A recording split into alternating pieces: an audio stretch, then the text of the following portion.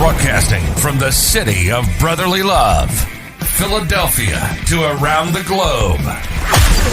You're listening to Shark Bite Biz, your exclusive place for business strategy, sales, marketing, and tech in the roaring 20s. And now, here's your host, David Strausser.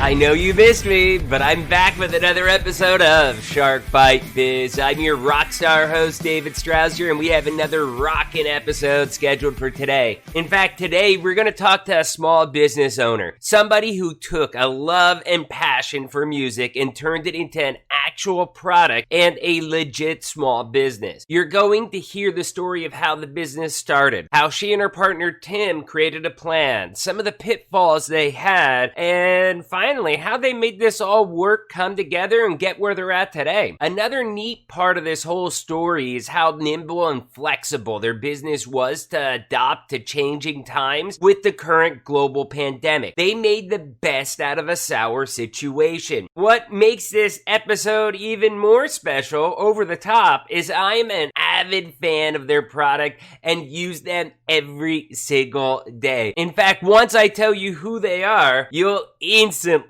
know exactly what I'm talking about, and I'll be verified by using their products. So, who is today's guest? Jenny Mann. Who is Jenny Mann? Jenny Mann is the owner of the guitar string jewelry company, Strung. And she's also the lead singer of the rock band Blameshift. After 10 years on the road as a touring musician, they set out on a mission to give back to the music community. From an idea that started with some broken guitar strings to creating a product that brung music lovers and concert goers together, Strung was born. With their charitable partnerships, they're on a mission to help save music by donating a percentage of every sale to music education for kids. So let me shut up and stop talking. Let's bring Jenny on in here. Business strategy.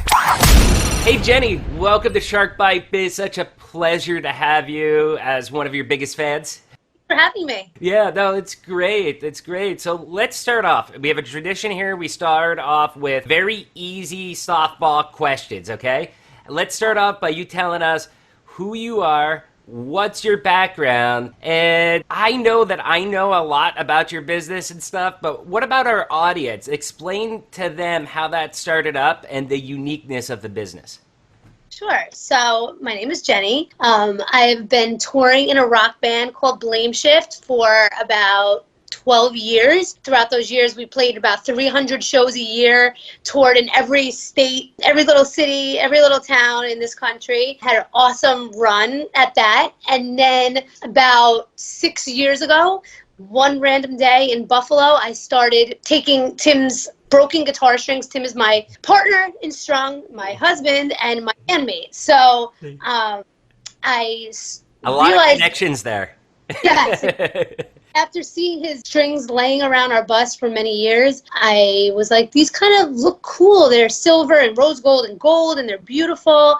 And I'm like, I feel like I can make something out of these. We had a lot of downtime on the road throughout touring. There's just like, you play 30 minutes a night. Besides that, you're trying to occupy your brain and your time. So I started making jewelry on a whim. I started selling it at our shows. People would like line up after the show, and I would hand make it there at the booth, at our merch booth. We would sell our CDs, our t-shirts, and I would be making jewelry. And like our fans were just loving it. And even people that weren't there to see us would buy our jewelry. People were lining up, to buy our jewelry, and I realized that we had something really special, going on. So we did that. Was it mostly women back then or men as well? Only women, because we hadn't even designed like our beaded bracelets and anything like that. Hey, that didn't stop me. I was still trying to get the guitar string once. I guess at that time I was making like I could, if someone was standing in front of me, I can make it on the wrist. Right. So I do it for some men, yes. But for the most part, women, people buying for their girlfriends or wives, whatever. Right. So yeah, we did that for like a year and a half, 2 years probably, traveling around, playing music, selling jewelry. And finally we were like, we really have something super special here. and let's give it a shot, give it a name, so we took a little time off from the road and started to come up with like what Strung was going to be about. What is our brand? What's our mission? What is our message? There were a couple other guitar string jewelry companies that I didn't know about them when I started this, but as we started doing it, I was like, what else is out there? And there were companies that were doing guitar string jewelry, but we were like, we need to do something different. And that's where we came up, our musical inspiration and song inspiration part of Strung. Right. Yeah. So is that kind of where the names for a lot of the jewelry pieces come from too? Yeah. So right from the beginning, how that actually came about was at first, I thought that we would sell our jewelry in packs of 3. Like, that was always my, vision was, silver, gold, rose gold, 3 bracelets with charms. And then I gave those collections titles, and they were, sugar spikes and everything nice. There was, peace, love, and music. I love rock and roll and stuff like that. And then once I started naming the collections, I was like, wait a second, I should probably be naming each individual bracelet. Right. That's when that idea came to play. And so each one of our pieces is inspired by a song. So our customers shop from a playlist, and it's made it very unique to our business. There's no other company that uses music as their marketing platform, and it's given our customers something that it's made our brand become more like a collectible item, right?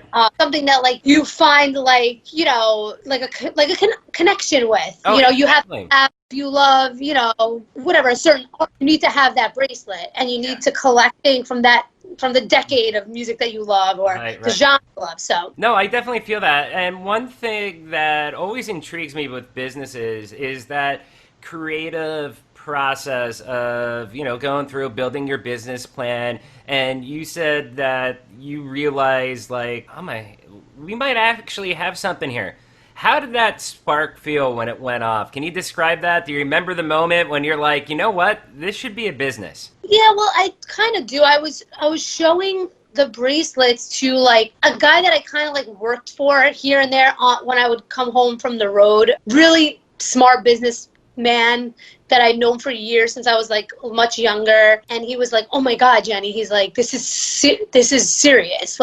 This could be something really big." And I'm like, "You think?" And he's like, "Yeah." He walked me next door. I was at his office. He walked me next door to another a guy that worked in the same complex as him that does giftable items and sells to TJ Maxx and Marshalls and Bed Bath and Beyond, and this guy's a multimillionaire, and he's like, "You got to check this out." And the guy was blown away by the idea and the concept, and then he introduced me to his business partner who was blown away by everything, and I'm like, "Oh my God." These are been in business for years that are grown adults are I have a great idea, Yeah. So, no, that, and it's gotta feel that's gotta feel really good, I imagine. Yeah. And a lot of what you said is actually true. I mean, as people see, a lot of bracelets, and in full disclosure, I have a lot of Strung bracelets that I wear, multiple all the time, every day. I'm never without a Strung bracelet. But for many years, I was looking at bracelets. I could never find the right fit. I mean, nothing seemed too tacky or cheap or, and then I came across Strung, and it was this is my personality. This is the rock and roller with me that still can go with a suit. Exactly. Right. You know of anybody because you have supporting us since probably almost the beginning. So Right. No, really, that's a really amazing, great story. Like I was just saying, I really love the creativeness and the entrepreneurs of you just kind of joining forces to create this brand. And that's one of the things with the rocker look, but still classy and professional at the same time. That's why I'm probably one of your biggest fans. I like to think top 3, but that's just on me. By my dad, because he thinks he's our top fan and everything. So I'll battle him out. So I guess that you're a first-time business owner, correct? Yeah, I mean, we tried to launch other businesses throughout the years, right? On tour, microphone wraps, lights, microphone stands, light boxes. I mean, Most all people like, have. yes. It's Yeah, that trial and error phase where you right. have to. But that just shows how big of an entrepreneur both you and Tim are, because it's not like you launch something out and you're like, no, this is not working. This isn't for me. No, it's try again till you find the right solution. Exactly. And Yep. Strung is that right solution, right? Absolutely.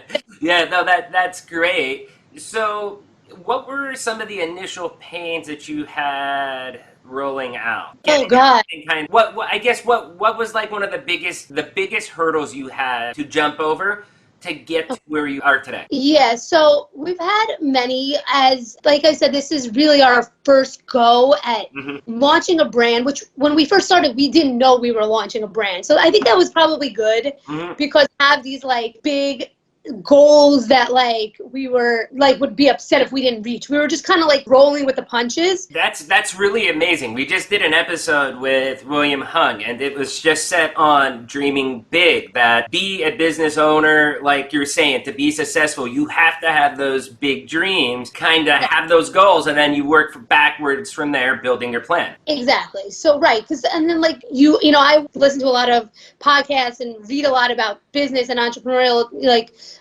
ventures and stuff like that, and you see people that like have this big crazy dream, and it's just like so unattainable that they never really like do it because they're always like, 40%. right, one more thing I got to do before I launch, and I have to get this perfect. And like we did it the complete opposite way. Right. We just had the bare minimum. We had no investors. We had no startup capital. I think we each put in maybe like $1,500 to get our first round of packaging because we knew we like. I will tell you, your packaging is superb. I mean, it is amazing. I love it. That was one of the first biggest draws I had is because, I mean, it's not like I'm buying a $500 bracelet, but it's a very affordable bracelet. And then I felt that what I paid for the bracelet, the packaging, like almost exceeded the price. I thought I would get that packaging for a higher price one. Right, exactly. And that like, so that was something that was important to us at the beginning. So we put a little bit of money into that. Literally, we maybe invested $3,000 into this business. And I mean, at the beginning, then as we've been building it, we are just taking whatever we make, reinvesting what we make and reinvest. And we've been doing that for the last 4 years. But I think that like our biggest hurdle that we face besides like not having startup capital and stuff like that. Which is a pretty big hurdle to face, but you did it. But we, just like with our band, same thing. We're DIY. We just like make it happen. We had our first site done by a family friend that had just started his own marketing firm that he was like, let me do your website. Yeah. So have something to put on my credential, you know, right. For free. So it was a $20,000 website. You know, we used our connections and friendships and, you know, people we met throughout the years and created relationships with to help us at the beginning when we didn't have the fun. And that's a big story, you know, just thinking about that, how important it is not to burn bridges. I'm somebody that is very big in relationships, and it's like, I'm going to stay in contact. I never know if I need him, if he needs me, if she needs me, if I need her. And to get in touch with them, I mean, there's plenty of people. It's like, hey, I know we haven't talked in 7 years, but I think he might be able to help me with something. Exactly. And Tim, my partner Tim, is the guru of relationships, I have to say. I'm good at it, but he's like superb, and he keeps it everyone, and everyone loves him and will do favors for him if you know. So but getting to like what our real biggest hurdle was. Is it like a good cop bad cop type thing there? You're the enforcer, he's the good cop. Yeah, he's like the kind of guy, like, you know, he'll make friends with like the richest guy in the room because, you know, with his like charm and personality, and then all of a sudden the guy will be like buying him like shots and like giving him a whatever. It's funny, but people love him, so it's great. That's great. But I think our biggest hurdle was, and this is something that's like we really haven't spoken about too much, and most people don't know this, but after I told you that we had those meetings with my former, like a person that I'd worked for that I looked up to, like, wow, this is really cool.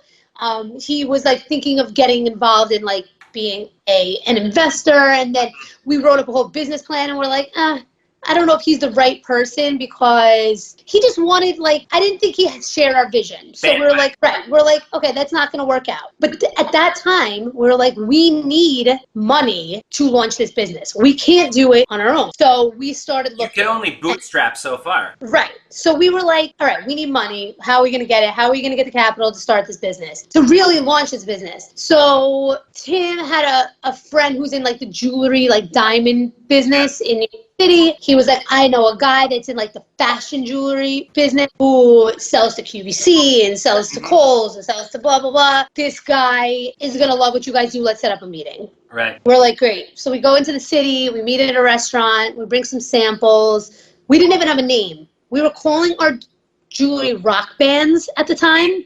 Rock, B-A-N-Z. We loved it. It was my baby.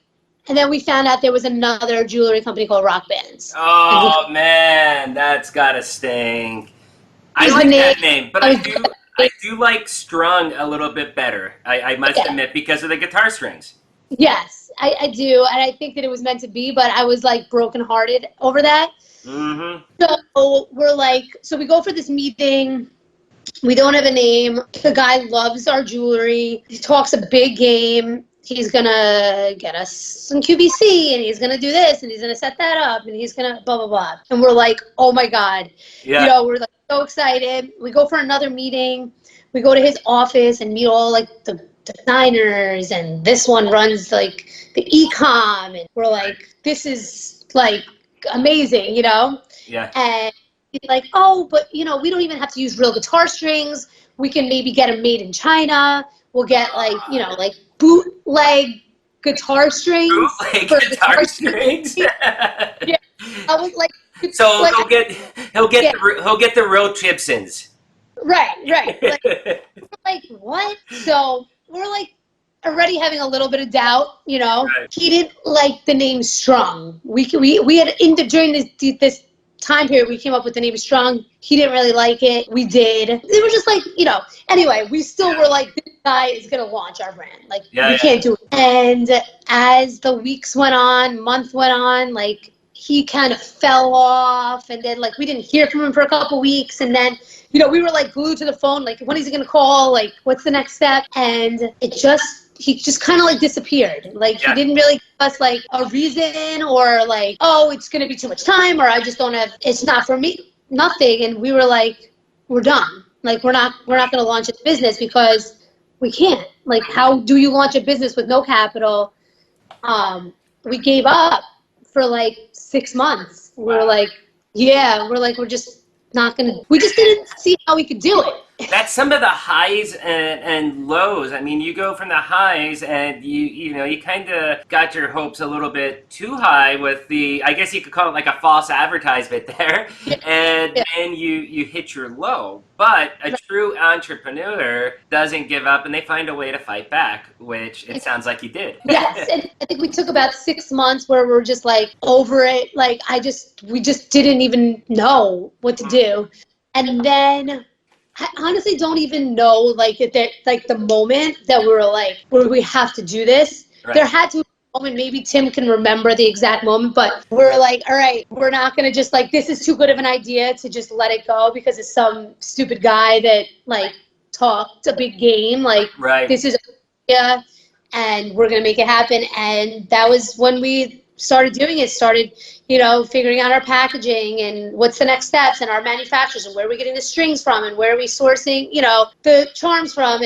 And we just got the website. Like I said, a friend donated it to us. That was really like a godsend at the time. That's amazing, though. That's really an amazing story.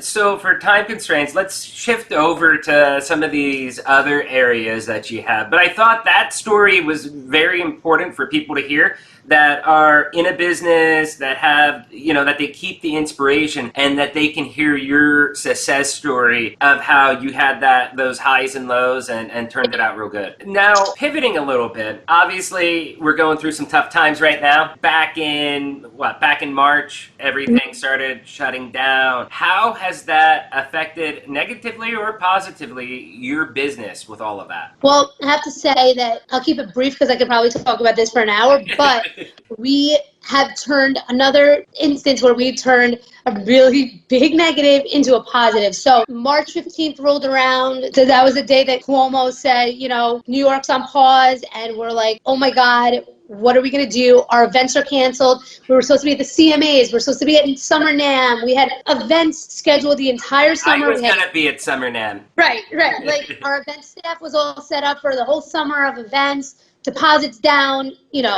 just so let's just briefly, I'll give you a little bit more backstory. Like 75% of our business came from live events. Wow. So yeah, 25% e-com, direct to consumer, maybe take a little bit off, but maybe, and 5%, to wholesale. But anyway. So that was pre-March what it was. Pre-March. Okay. So we're like, Tim and I sat in our apartment and we're like, we're so screwed. Yeah. Like what are we going to do? We have no way to bring in money, like internet. What's going to happen to our online store? People don't have money. Like people are in crisis mode. No one knows when they're going to work next. People are out of jobs. Like they can't afford to eat. We're in crisis mode. And we were like, what's that going to mean for our business? So obviously we're thinking about the world, but we're also business owners and we're like, so we're like, we're so screwed. Yeah. And made that decision that night to... I think a lot of people had those feelings. I mean, even with me, when things started shutting down, it's almost depressing. Like, oh my, there's my, my security blanket just got ripped out from under us. And I think that's very common. So that's really good to hear it that, you're normal, just like us. Exactly. And so we made a decision. We had an in-house marketing guy that we had been kind of like working with for like the last year. We were trying to make some big steps online and we were having a little bit of trouble making those steps. We had decided as a company that it would be best to take a step back from him, who we were paying like a pretty decent amount, and try to see if we could find someone that could do it a little bit less. So we found a local company that I had known through something else that they had they were like, well, we believe in you guys. Let's try to go for it. And they like turned our entire e-com world around for us.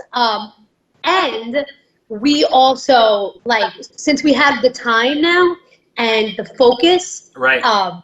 We just cleaned up everything. Anything that was like a loose end on our marketing, as far as our email marketing, just like everything. We went through every single piece of our website, every little detail, and cleaned things up of, why are people abandoning their carts? Why are people doing this? What can we do to improve that? What kind of questions do people have? So you basically went through all your process flows, reevaluated, and then redeployed to get everything back aligned. And that's really a good way to use your time. So yeah, just so that you know too, with my day job, when I'm not a podcast host for Shark Bite Biz, with Vision 33, we do the SAP Business One, and we were really worried too, like, hey, companies are going to stop buying stuff like that, and with brick and mortars closed, those types of things. And that's where all of a sudden the last 2 months, we're getting calls from companies that were maybe 2 or 3 years away from getting ERP implementations that are needing it now, because maybe they did 2,500 orders a week through e-commerce in February. And now, all of a sudden, after this, they're up to 7,500 a week, and they just can't handle that demand. Yeah. Our business has increased by about 60% since March. Yeah, and then that's what we've seen across the board. So would you say then that your business is in a better place because of how your business pivoted during these times than you were in February? Absolutely. Not comparable. Yeah. That's an amazing conversation, just learning about how your business got off the ground, the struggles that you had, and then also hearing there about how you used the time you had during the past couple of months to really refocus and pivoted for these times. And it turned out to be very successful for you. So I guess I have 2 final questions for you, Jenny. Number 1 is, what kind of final words of advice do you have for other businesses out there that are like yours that are struggling? For us, what's really made a huge difference is putting effort and focus into the little details of your business, whatever that might be, and to look at your business as a consumer and to see what they see and to figure out what is holding them back. If they're not purchasing, why are they not purchasing? Be a consumer and figure, because everyone's business is their baby. Right. But you have to look at it from, you have to let that go and look at it from a different perspective and, kind of make sure that you are dotting your I's and crossing your T's. You're in touch with what your consumer actually needs. Exactly. That's perfect. I guess the last question before we say goodbye is, I look pretty decent when I wear a Men's Warehouse suit with your bracelet. When are you going to get me in a photo shoot to promote you guys? Anytime you want, we're ready. I know. We've had your wrist in a couple things in the past, so yeah. You have. I would have it just all straight up. In fact, I mean, out of all of them that I have, I have seven different bracelets on right now. So definitely, I love you guys. I love the story. I love supporting you. How do people get in contact with you? Where can they visit you to find out more about Strung? Our website, getstrung.com. We're there. We have a new little chat thing that we added to the site, which is actually just me chatting with people, which I do. Say hi. On Instagram, we're at Strung Official, and we're at Strung on Facebook, so stop by and say hi. Yeah, definitely. And for everybody listening out there on iTunes, Spotify, and all those other sites, it's Strung, Strung. Okay? Everybody else on YouTube, we'll have the link in the description. Jenny, thank you very much. This was an amazing interview, and I think a lot of people are going to love it. Awesome. Thank you so much. Thank you. Take care. Bye-bye. Such an amazing story, wasn't it? I think it's so important to really take in what she said. First off, I gotta say, I love supporting small businesses like Strung, and personally, as you can see, I've probably bought over 50 bracelets over the past few years from them. I really love their product, their design, their themes, and most of all, their mission of educating kids with music. Her story, though, is really one of perseverance. Look at how many hurdles she had to overcome in order to launch the brand. Even during the global pandemic, most of their sales come from live events. They had to switch everything and start focusing more on e-commerce and really pivot their whole business strategy. However, as nimble as they are, they were able to make that pivot with, I'd say, minimal pain, and they ended up coming out stronger on the other end. So here's another story of a small business actually increasing their growth during a global pandemic. It didn't close the business down. They just were creative and found another way to increase revenue streams. I really hope this gives you all some good ideas on how to pivot your business going forward. So what do you think? What did you think of Jenny's story of building her business? Come on, leave a comment down below if you're watching on YouTube or many of the other places that we're located, like iTunes and Spotify and Google Podcasts, especially if you found this video helpful. Please subscribe to the channel wherever you're watching or listening, smash that like button, and most importantly, share it. We're only going to grow the channel if people like you are helping me get the word out. Share the channel. I think we're bringing a lot of good content. You're hearing a lot of diverse business stories on how to pivot your business during this global crisis so that your business can stay afloat. I'm here as an advocate to you all. I'm here to help you all grow. Please reach out to me. Anything you need, David@sharkbitebiz.com. Thank you all again, and we'll see you at the next episode on Thursday to talk some more good stuff with Shark Bite Biz. Take care.